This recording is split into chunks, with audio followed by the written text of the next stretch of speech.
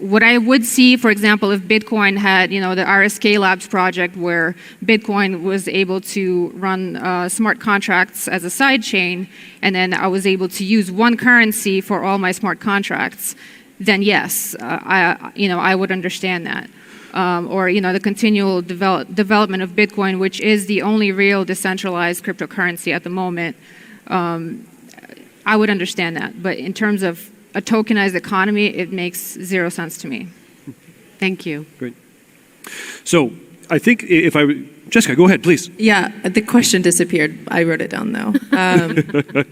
It was on cryptonomics versus tokenomics. Okay, yeah, I see.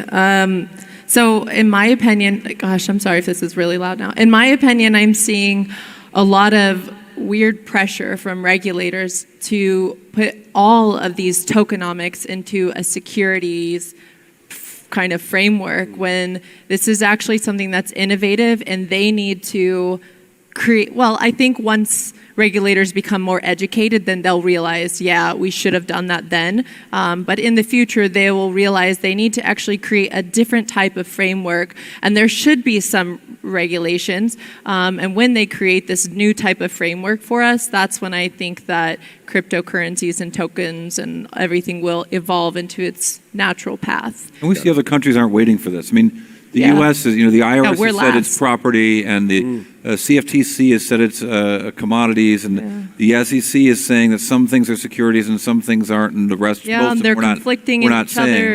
And I think it makes sense. Look, the SEC wants to protect investors from getting scammed, and should, but this is something new, and they're wrestling with it. We're very active talking to regulators all over the world, but what we see in places like Singapore and in Switzerland and Thailand and other places, they aren't waiting. And because the world is so much more global than it was even 5 or 10 years ago, entrepreneurs that I see in Silicon Valley, they aren't waiting either. They're getting on planes and leaving. They're just going to go ahead and develop their companies. I argued against someone that this could never be, that you couldn't actually have a dominant global technology without it being in the U.S.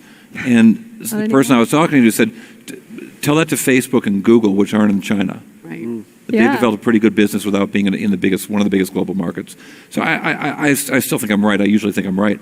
But I think that the U.S. is, without having a clearer policy on how it's going to be governed, are risking having this major if this becomes a major technology, it might not happen here because of what's not happening in D.C. I think you're right, and I definitely think that it's risky and possibly detrimental for all of us here, and that really sucks because I'm American, and I want to always say America has always been first, and we're number one in innovation, but for the first time, I feel like, oh my God, we might be last at this, and we might not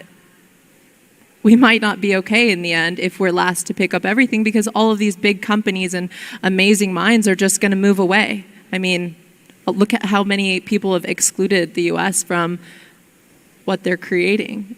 So let me extend on that, if I can. So if I kind of pull and take an abstract of what this group has said, everybody seems pretty pro blockchain as a foundational technology.